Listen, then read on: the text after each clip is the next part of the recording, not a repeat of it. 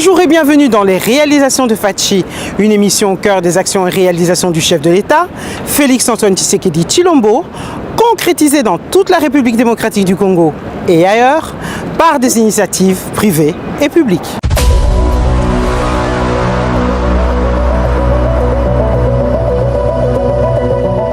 Dans cette édition spéciale en direct de New York, l'équipe des réalisations de Fachi vous emmène au cœur des grandes décisions internationales. En effet, sous l'impulsion du président de la République, Félix Tshisekedi, la RDC signe un retour historique sur la scène diplomatique aux Nations Unies. Pour décrypter les avancées et l'impact concret de cette diplomatie agissante sur le quotidien de la population congolaise, rencontre avec Madame Thérèse Kayikwamba Wagner, ministre des Affaires étrangères, coopération internationale, francophonie et diaspora congolaise.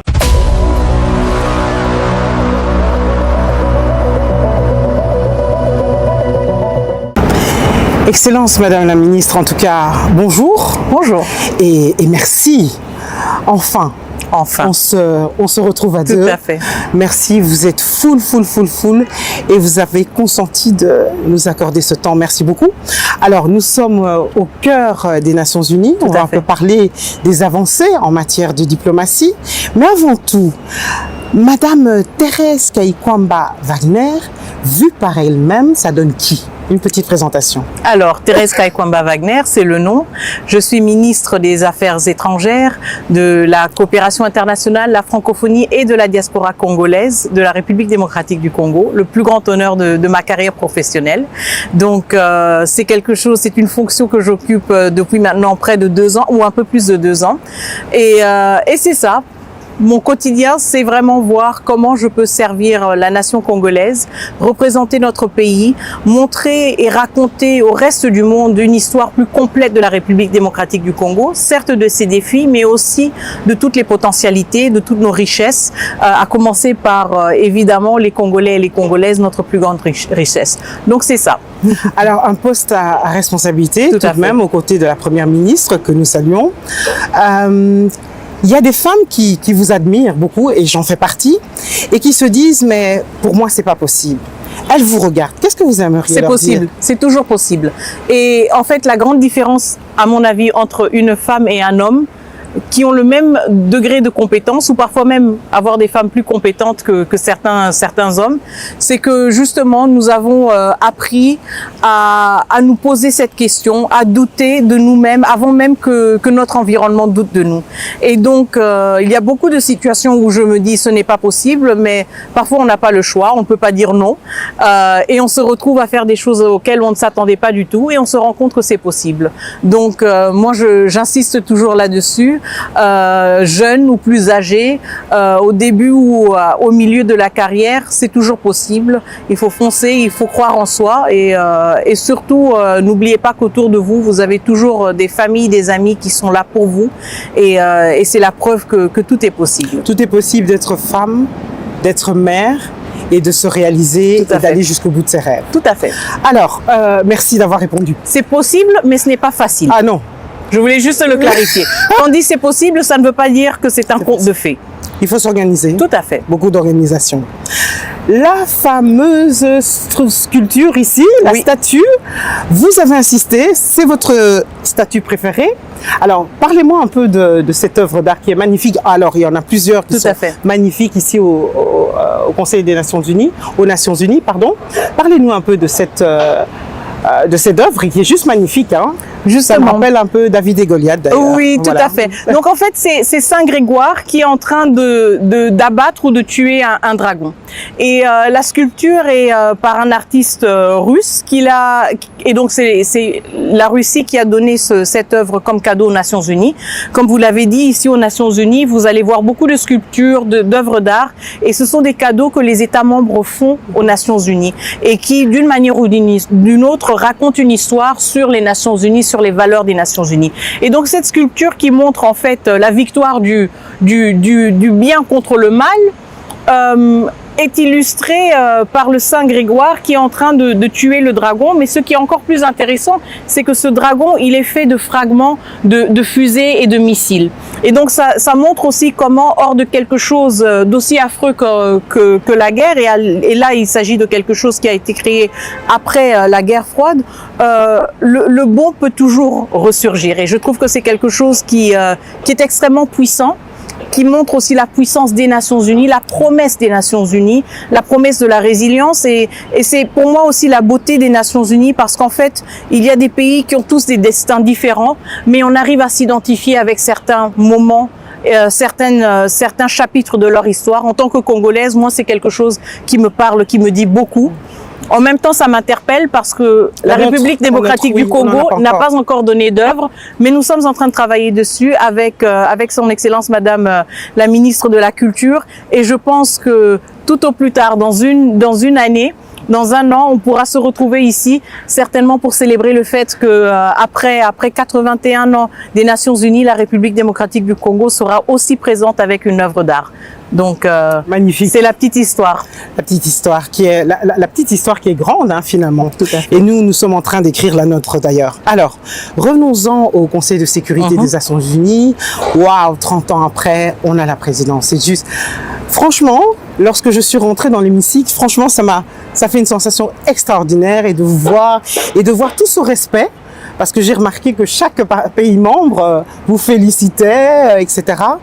Alors, dites-moi un peu, avant de commencer, il y a eu l'allocution du chef de l'État, dont vous avez fait la lecture aujourd'hui parce qu'il n'a pas pu venir. Alors, dites-moi un peu, quel est le but avant tout de la RDC, le message fondamental, essentiel que la RDC veut faire passer aux Nations Unies. Tout à fait.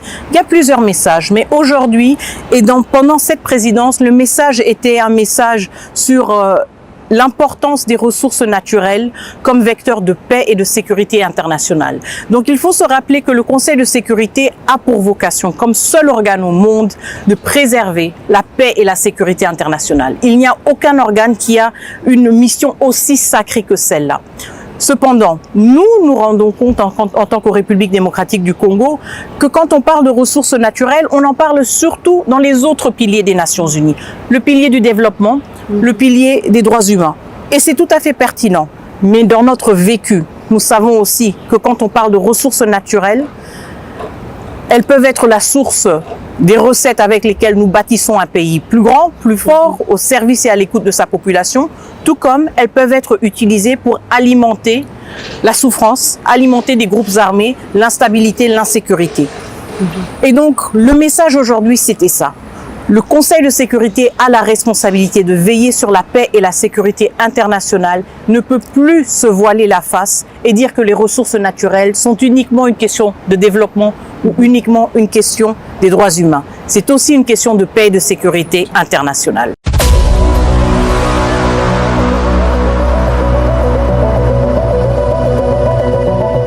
J'entends bien. Alors, en ce qui concerne la paix et la sécurité, et notamment cette présidence de la RDC, maintenant il y a la population. Et la population, elle nous regarde et elle est loin. Et elle se dit, elle est à l'est, elle est dans d'autres zones, dans le Congo profond, dans d'autres zones, parfois elle vit des situations dramatiques, mais elle n'a pas le sentiment d'abord qu'il y a un écho de sa souffrance, et que ici, on est en train de parler véritablement d'elle, de cette population-là qui souffre. Qu'est-ce que vous aimeriez dire, et comment est-ce que vous pourriez donner un message d'espoir justement à cette population pour lui dire, si on est en train de se battre justement pour vous, et il y a des choses qui se font. Justement. Et c'est ça, c'est cette question de ressources naturelles. Quand vous tenez compte du fait qu'une mine comme Roubaïa produit 15 à 30% du coltan mondialement disponibles sur les marchés internationaux, ce sont tout d'abord des vies de Congolais et de Congolaises. Combien d'éboulements est-ce qu'il y a eu à Roubaïa suite à une exploitation sauvage de ces ressources naturelles qui sont utilisées justement pour alimenter la guerre. Et donc notre motivation, certes parfois notre vocabulaire n'est pas le vocabulaire du Massissi, peut-être pas le vocabulaire de Ndjili, parce que nous sommes dans une arène où ce vocabulaire peut-être n'aura pas la résonance nécessaire, mais notre motivation Et ce qui nous alimente, nous, c'est ce vécu-là. Nous le portons en nous, nous le portons sur nous. Nous sommes des Congolais à 100%. Quand nous parlons du cœur. Et c'est pour cela, justement, que quand nous parlons, on nous écoute. Parce qu'il n'y a aucune autorité plus crédible, plus percutante que l'autorité d'un pays qui parle avec la voix de sa population. Et c'est quelque chose que nous portons qui fait partie de notre ADN diplomatique. J'insiste toujours là-dessus et j'insiste aussi toujours là-dessus auprès de nos différents diplomates de leur demander, justement d'être détaillés, d'être explicites dans leur plaidoyer et parfois vraiment de décortiquer les choses pour que les gens comprennent vraiment de quoi il s'agit. Bon, il y a aussi d'autres voies et moyens pour amplifier ces messages ou pour donner un autre son de cloche qui complète un peu ce tableau. Évidemment, nous sommes l'État, nous sommes le gouvernement, donc on peut être perçu comme ayant des intérêts particuliers. Mais en même temps, dans les différents forats, dans les différentes rencontres, même au Conseil de sécurité, on peut créer l'espace pour la société civile.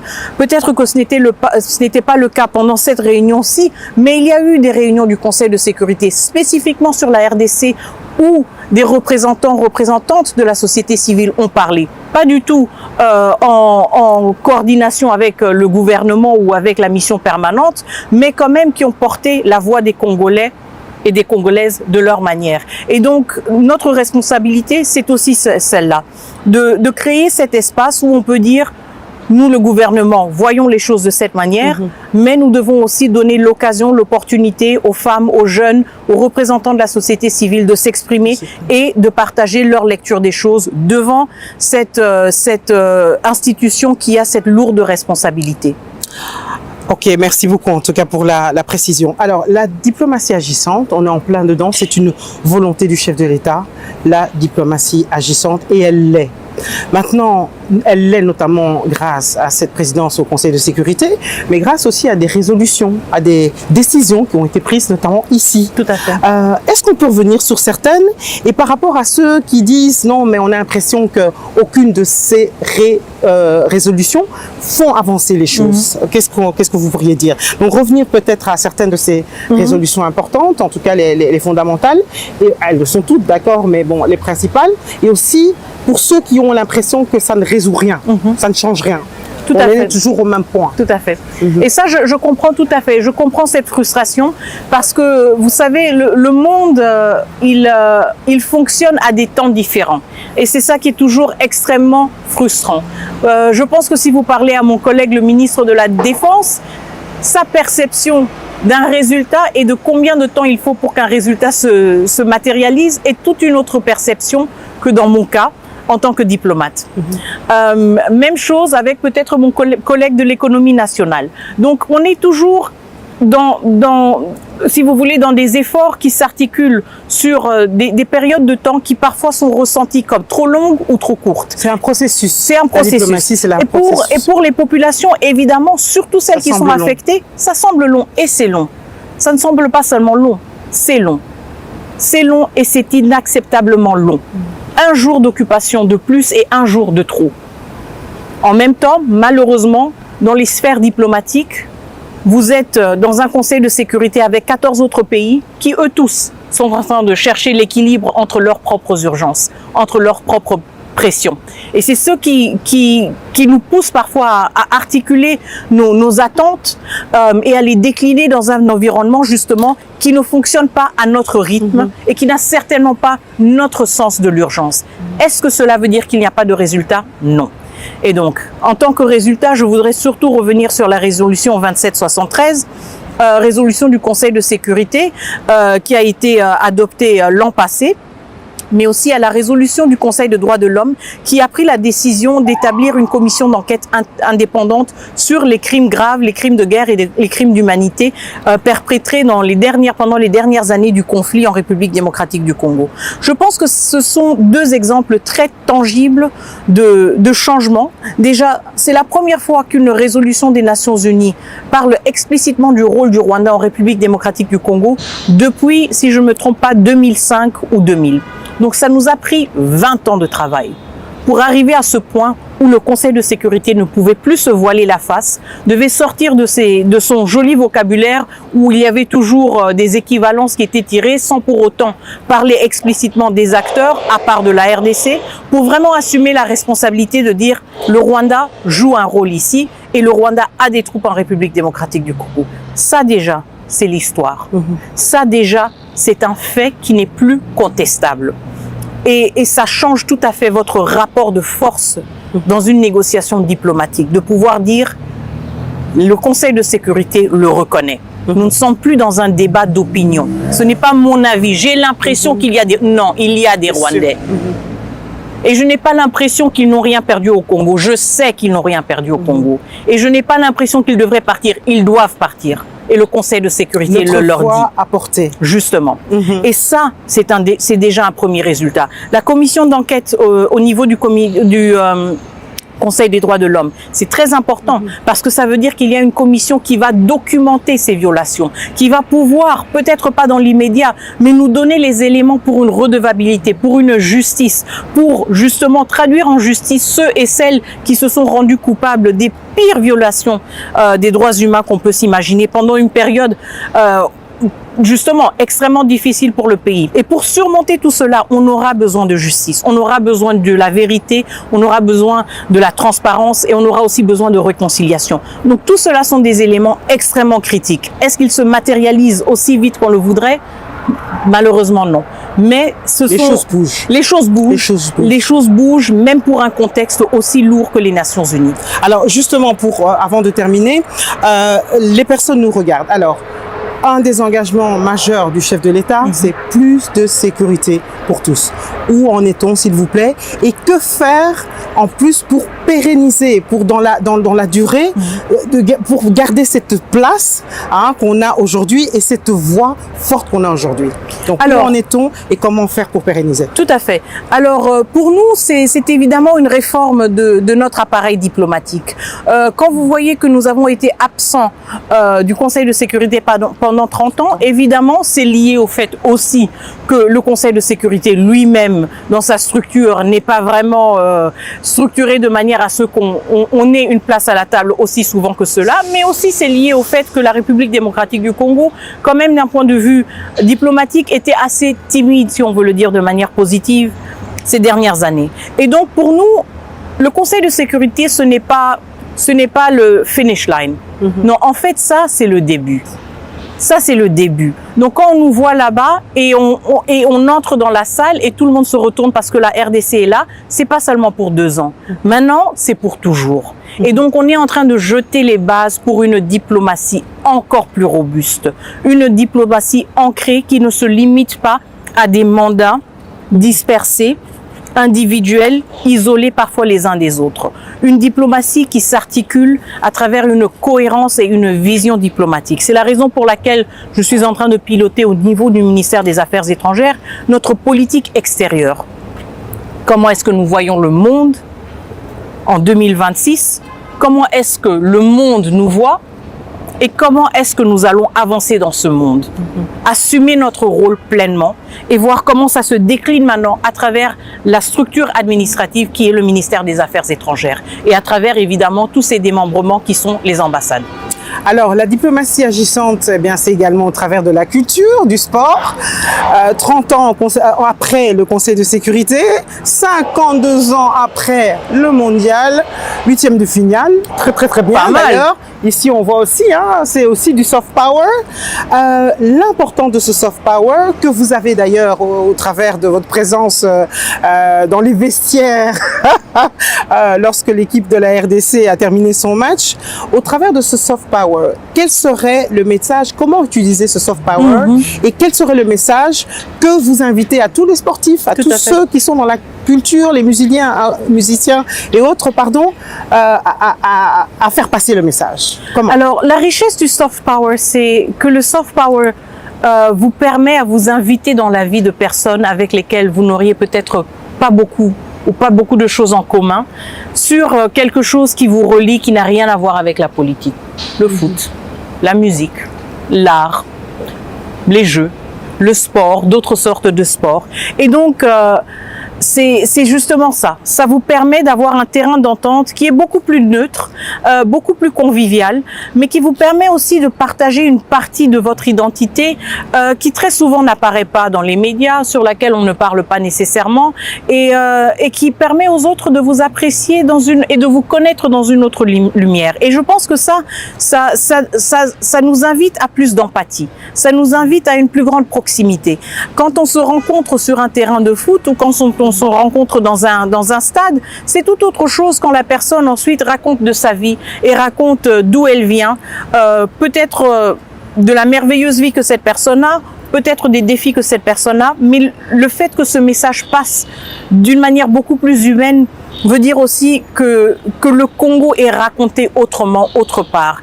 Il est vécu et entendu par plus de personnes et pas seulement au niveau des enceintes diplomatiques. Donc pour nous, il est très important aussi, et ça fait partie de notre stratégie de politique extérieure, de mettre en valeur et en avant cette richesse qui constitue tout le patrimoine congolais. Le Congo, c'est pas juste notre diplomatie. Exact. Donc, c'est aussi notre musique, c'est notre art, c'est nos sculpteurs, c'est tout cela. Et donc, pouvoir partager cela avec le monde, pour aussi animer le monde à être curieux sur le Congo, curieux autrement. Donc, ça, c'est une de mes vocations, mais aussi une de mes passions. Et c'est pour cela que j'étais particulièrement honorée de voir nos léopards, parce qu'encore une fois, on a vu comment la très important, qui est justement le soft power, mais c'est du power aussi, parce que quand on touche les cœurs, c'est beaucoup plus puissant que quand on touche les esprits. Exactement. Alors, vous parlez de swag. Il y a le swag aujourd'hui aussi. Hein. Alors, parlez-nous de cette tenue. Tout à fait. Je vais vous libérer. Tout à fait. Alors, on a, au niveau du ministère des Affaires étrangères, on a conçu ce pagne, parce que c'est un peu la tradition au Congo. Quand il y a quelque chose d'important, on le célèbre aussi, justement, en s'habillant de la manière appropriée, que ce soit un mariage, on a les uniformes, etc. Et donc, on a conçu ce pagne qui reprend tout d'abord, je vais vous le montrer sur le vôtre, sur votre écharpe, qui reprend tout d'abord le logo, notre logo de notre mandature au Conseil de sécurité. Donc, vous avez la carte de la République démocratique du Congo, mais aussi entouré, si vous voulez, de cette, comment dire, de ce cercle qui rappelle un peu les feuilles autour du logo des Nations Unies. En même temps, c'est un peu tech inspired, parce que c'est comme un hat. Donc, c'est le Congo arrobase au Conseil de sécurité des Nations Unies. Très bien pensé. Et notre motto, c'est quoi? C'est plus de multilatéralisme, parce que nous y croyons. Donc, quelque part sur le pagne, il y a multilatéralisme. Plus de multilatéralisme pour plus de justice, plus de paix et plus de développement. Et c'est ça, c'est ce qui nous anime. Et donc, évidemment, j'espère en tout cas qu'on a admiré l'équipe RDC du Conseil de sécurité dans les différents pagnes. On en a dispatché à nos ambassades et on va continuer. Et parce qu'on a reçu beaucoup de sollicitations, on va voir justement comment immortaliser, si vous voulez, ce passage. Alors, pour votre conclusion, s'il vous plaît, votre mot de la fin. Et encore une fois, merci, Excellence, Madame la Ministre. Vous avez dit quelque chose qui m'a beaucoup interpellée. Je vais paraphraser. Vous avez dit, le Congo est aujourd'hui un pays indispensable, mais il doit absolument devenir une puissance incontournable. Pour ce faire, il faut l'adhésion de tous. Il faut que nous soyons un.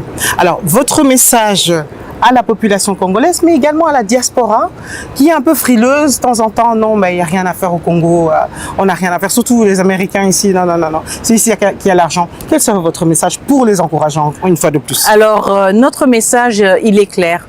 Nous n'avons qu'un seul pays, nous n'avons que ce Congo que Dieu nous a donné. Il y en a tant qui sont jaloux, qui le convoitent, mais il n'y a que des Congolais qui sont vraiment les propriétaires de la République démocratique du Congo. Et donc mon appel, c'est justement un appel à la solidarité, à l'unité des Congolais et des Congolaises, dans tous les domaines, dans tous les secteurs. Ayez l'amour pour votre pays, ayez la fierté pour votre pays, représentez-le avec fierté, avec ambition et faites-le dans tous les secteurs. Faites-le aussi loin du Congo, faites-le dans la diaspora là où vous êtes. Être une diaspora qui nous rend fiers et qui est au service du Congo ne veut pas dire que vous devez plier bagages et revenir au Congo.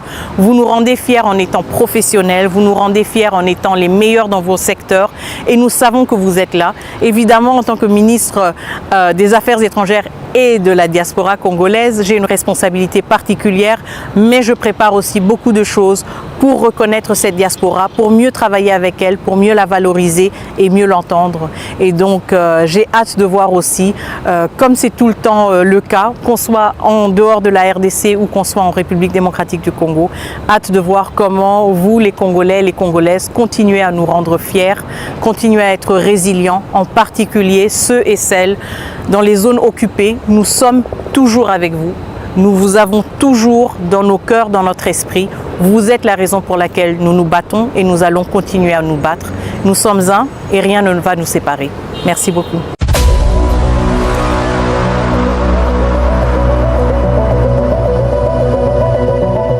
Pour comprendre concrètement le fonctionnement et les rouages de cette présidence tournante du Conseil de sécurité, nous vous proposons une immersion totale au cœur du siège de l'ONU. Comment cette présence au sommet se traduit-elle sur le terrain diplomatique? Éclairage avec le représentant permanent de la RDC auprès des Nations Unies, son Excellence l'ambassadeur Zenon Mukongo Ngai.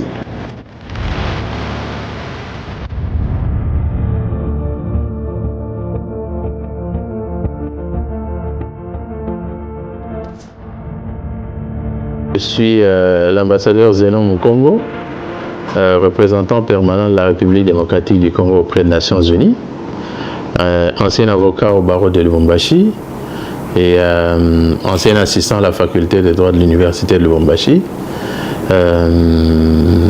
Qu'est-ce que je peux dire encore? Voilà, bon, brièvement. Comment on est revenu à cette place-là? Il faut dire que ça fait 30 ans qu'on n'y a plus été. 1991, la dernière fois, sous le Zaïre de Mobutu, et puis sous le Congo de Félix Tshisekedi Tshilombo, on y revient. Ça veut dire qu'on a frappé fort pour se retrouver encore au Conseil de sécurité, parce que ce n'est pas facile pour un pays qui est dans la situation de guerre que nous connaissons. C'est pas évident hein, de faire le Conseil de sécurité et de réussir le pari de ce Conseil de sécurité. On a frappé fort, c'est-à-dire que les pays de la sous-région nous ont fait confiance d'abord pour nous avoir désignés comme représentants de l'Afrique centrale, comme candidat au Conseil de sécurité. Ça n'a pas été facile, comme vous le savez. Dans un premier temps, nous avons eu un frottement avec le Gabon, parce que tout simplement, nous étions candidats et à un moment, le Gabon est venu à bord. Mais finalement, il y a eu un frottement qui a fait que il y a eu tout un débat entre la RDC et le Gabon. Finalement, on a laissé le Gabon y aller. Le Gabon a terminé son mandat et puis après, nous sommes venus. Voilà, c'est comme ça que 30 ans après, on fait notre retour. C'est de la haute diplomatie finalement. Alors, il faut dire que le monde est géré ici aux Nations Unies. Avant, c'est ce qu'on appelait la Société des Nations. Cette Société des Nations a géré le monde à une époque où les choses n'ont pas bien marché. On a mis sur pied cette Société des Nations après la Première Guerre mondiale, mais on a connu la Deuxième Guerre mondiale. On a considéré que l'avènement de la Deuxième Guerre mondiale était un échec de cette Société des Nations qui n'a pas très bien fonctionné. C'est comme ça qu'on a réfléchi avec les accords de Dumbarton. Là, c'était à Washington à l'époque. Les États puissants s'étaient réunis. C'était une poignée d'États qui s'étaient réunis à l'hôtel Dumbarton, Washington, D.C. pour rédiger ce qui deviendra la Charte des Nations Unies. Et à la conférence des Nations Unies en 1945 de San Francisco, on a finalement adopté cette Charte des Nations Unies qui, en fait, l'objectif c'est quoi? C'est de dire la guerre qui a frappé plusieurs fois à la porte de l'humanité ne pouvait plus revenir. C'est-à-dire qu'on voulait mettre fin à la guerre d'une manière générale. Mais malheureusement, 1945 et aujourd'hui, la marche est longue et nous pouvons dire qu'il y a un retour pratiquement de la guerre qu'on voulait éradiquer. Donc les Nations Unies ont été créées pour mettre fin à la guerre. Mais quand on regarde le monde aujourd'hui, c'est une prolifération de la guerre, alors qu'on aurait dû espérer que la guerre disparaisse. Elle n'a pas disparu. C'est ça les Nations Unies. Et pour le moment, parce que pour revenir à votre question, mieux vaut les Nations Unies que rien. Parce que sans les Nations Unies, nous serions dans la jungle la plus totale. Voilà pourquoi ces Nations Unies sont importantes, même pour nos populations, là où elles se trouvent. En fait, la présidence, ça veut dire que, d'abord, le fait de venir au Conseil de sécurité, ça veut dire que nous sommes intervenus dans un circuit un peu fermé de ceux qui décident au monde, de ceux qui prennent les grandes décisions à travers le monde. Et c'est un circuit, je peux dire, presque fermé. Nous y sommes, ça veut dire qu'il y a une certaine influence que nous pouvons jouer. D'ailleurs, ce que nous apportons au sein du Conseil, c'est notre expérience d'un pays en guerre. Vous voyez, nous apportons cette expérience au sein du Conseil de sécurité. Lorsqu'on parle de guerre au sein du Conseil de sécurité, généralement, c'est de manière théorique, n'est-ce pas? Mais nous qui la vivons dans notre chair, nous leur disons ce que nous ressentons en tant que victimes de ces agressions, victimes de cette guerre. Donc, la douleur que nous ressentons, les impressions que nous avons de la guerre, ce n'est pas la même chose. Ça veut dire que lorsque nous prenons la parole, notre parole a une différence par rapport à ceux qui sont simplement assis dans leur bureau et qui parlent de la guerre qu'ils n'ont jamais vue. Vous voyez? Donc il y a cet apport-là qui va de la République démocratique du Congo vers ici. Et le retour, c'est que lorsque nous sommes compris, nous avons un retour sur terrain. Aujourd'hui, nous sommes au Conseil de sécurité. Nous avons obtenu quand même beaucoup d'avancées au point de vue diplomatique. Je donne juste un exemple. Il y a peu, nous étions sous un embargo qui ne disait pas son nom, notamment la question de la déclaration. Lorsque, toutes les fois que nous achetions les armes, nous devions faire une déclaration qui faisait que finalement, ça nous bloquait. Et nous avons fait sauter cette mesure qui nous retenait pratiquement, ce qui fait qu'aujourd'hui, nous avons cette liberté dans ce domaine-là. On était freinés, ça a sauté. C'est quelque chose d'extraordinaire qu'on a obtenu. Voilà que, ne fût-ce que pour ça, nous sommes en mesure aujourd'hui de nous équiper comme n'importe quel pays du monde peut s'équiper. Le poids est trop lourd à porter, nos populations subissent les affres de la guerre, nous ne pouvons pas nous taire. C'est pour ça que nous sommes là. Et si nous ne faisons pas la volonté de nos populations, si nous ne prenons pas le devant, si nous ne prenons pas le risque, qui va le faire? Parce qu'on nous a mis ici au devant de la scène. C'est comme un militaire qu'on envoie en guerre. Vous êtes au front, mais vous devez vous battre jusqu'au sacrifice. Bon, notre rôle, c'est de porter la voix de la République démocratique du Congo, comme vous l'avez souvent entendu. Ça, c'est la face visible de notre travail. Ça se voit, ça s'entend, mais dans les coulisses, c'est la diplomatie qui joue. Et ce que nous négocions dans les coulisses, c'est ce que vous ne voyez pas. C'est cette partie-là qui est d'ailleurs la plus importante que ce qu'on voit en réalité. Et étant au Conseil de sécurité, nous sommes entrés, c'est comme quelqu'un qui a quitté le salon, qui entre dans la cuisine, pour pas seulement voir comment on fait la cuisine, mais pour la faire également. Donc aujourd'hui, nous pouvons dire que nous sommes dans la cuisine qui prépare les décisions qui s'appliquent à travers le monde. Bino ba Congolais au Bozana, Bagoma, Bukavu, partout, voilà bino zo kanakoto yo soki biso tolobi. Oyo yo sale makuna. Boba e bango awa, il faut biso toloba. Boyo karango tolobaka, pe ba yokaka. Kala bazako yoka biso te, mais mikolo ba koma oyoka. Yango na ba koma mona que moi le changement ezoya malembe. Kala ezalaki bozolo baba eloko moko ezosalema te. Lelo to comité na ba sanction. Et puis ba sanction, ba état ezozo ba sanction, Nations Unies pe ezozo ba sanction. Mais bozala nelikia que ndenge to komina niveau ba sanction boy. Tozo kenobe malembe tito koma na suka. Suka ekozala ke mboka na biso ezongela biso, mabele na biso ezongela biso, boanya na bomengo na biso ezongela biso. Donc musala tozo sala suka nango yango wana. Bozala nelikia. Un message peut-être au chef de l'État?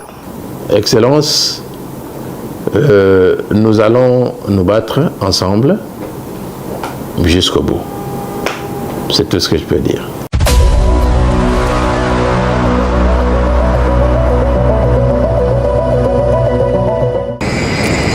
Désigné champion de la masculinité positive par ses pairs, le garant de la nation Félix Tshisekedi a toujours placé au premier plan la protection des femmes et des enfants victimes de crimes de guerre.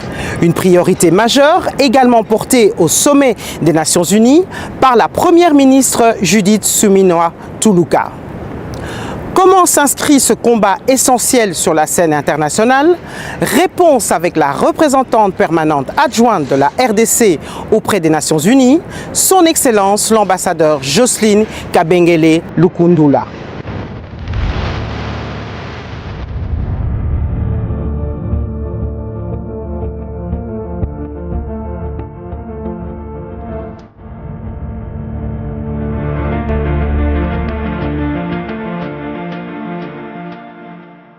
Okay, bon, je vais déjà commencer par mon nom. Je m'appelle Jocelyne Kabengele Lukundula, ambassadeur, représentant permanent adjoint ici à New York, dans le cadre de notre mandat de 2 ans au Conseil de sécurité des Nations Unies. D'accord, 2 ambassadeurs parce que, en fait, toutes les missions diplomatiques présentes ici, toutes les missions permanentes présentes ici à New York ont un minimum de 2 ambassadeurs et je pense que nous sommes les derniers à rejoindre le groupe. Alors 2 ambassadeurs, pourquoi? Tout simplement à cause du poids du travail. C'est un mandat qui est très très lourd et qui demande que 2 personnes au niveau d'ambassadeur puissent engager la République. Je m'explique. Donc comme je vous ai dit, toutes les missions ont 2 ambassadeurs.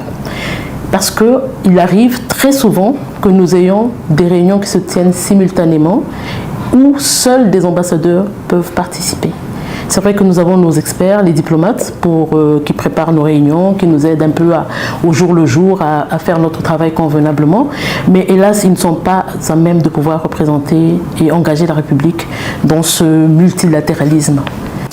D'abord, c'est un privilège. C'est un grand privilège pour moi d'être là en ce moment. C'est très important pour notre pays. Et en plus du privilège, c'est une grande responsabilité. Je suis la toute première représentante permanente adjointe. Donc, je suis en train de bâtir pour le futur, afin que celles ou ceux qui me suivront puissent trouver un travail bien établi sur lequel ils pourront bâtir le leur ensuite pour que nous puissions bien accomplir notre mission. Donc, c'est déjà donc lourde responsabilité, privilège. D'abord, c'est ce que je devrais dire. Bon, d'abord, nous avons été ravis d'avoir la Première ministre et nous avons été honorés de l'avoir parmi nous pour un volet aussi important. Comme vous savez, la RDC est en guerre depuis plus de 30 ans et hélas, les femmes et les enfants sont souvent utilisés comme armes de guerre. Donc, la Première ministre est venue pour parler du volet violence sexuelle en temps de conflit. Violence sexuelle en temps de conflit, c'est ces femmes qui se retrouvent dans leur quotidien, violées en plein jour ou en pleine nuit, dans des circonstances, les circonstances les plus horribles, devant leurs enfants, devant leurs voisins, devant leur famille, et qui vivent avec ce stigmate pour le reste de leur vie. Alors, le volet que la Première ministre est venue vraiment défendre ici, c'était de dire, ok, elles ont été violées, c'est un fait. Maintenant, ce sont des survivantes. Nous devons prendre soin d'elles. Comment est-ce que nous leur donnons la chance de pouvoir croire en la vie après toutes les atrocités qu'elles ont vécues? Donc c'était un volet très important et la RDC s'est imposée dans ce rôle parce que, hélas, forte de cette triste expérience qu'elle vit depuis, comme j'ai dit, plus de 3 décennies, elle s'est trouvée dans le droit de pouvoir partager non seulement cette souffrance, mais également les avancées qu'il y a au niveau national pour encadrer ces femmes qui ont été victimes de viol. Maintenant, pour parler des enfants, quand il y a viol, généralement, il y a conception.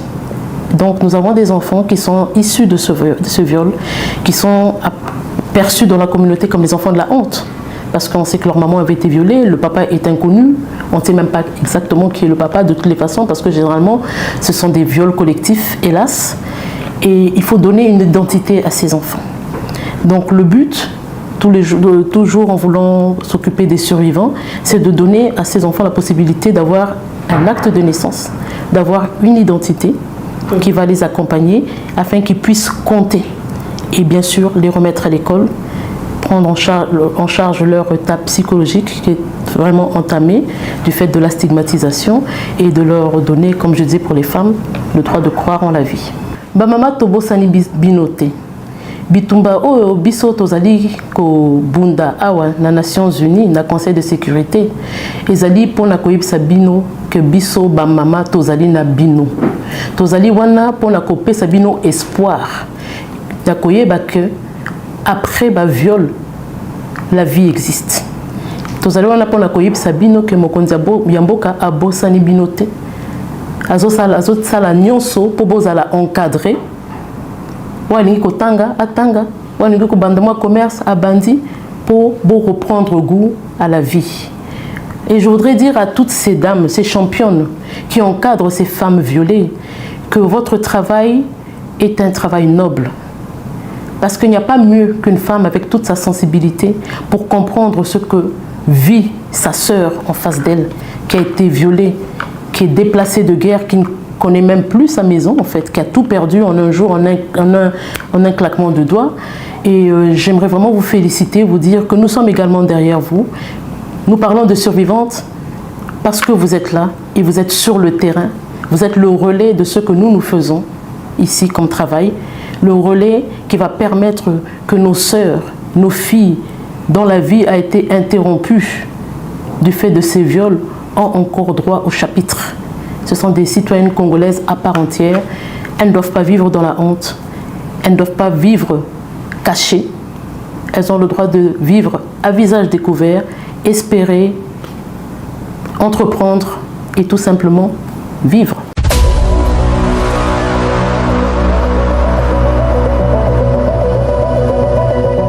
Votre émission est à présent terminée. Merci de l'avoir suivie. Merci à toute l'équipe technique. N'oubliez pas de vous abonner à votre chaîne YouTube Les Réalisations de Fatchi TV et à très bientôt pour un autre numéro de votre émission Les Réalisations de Fatchi.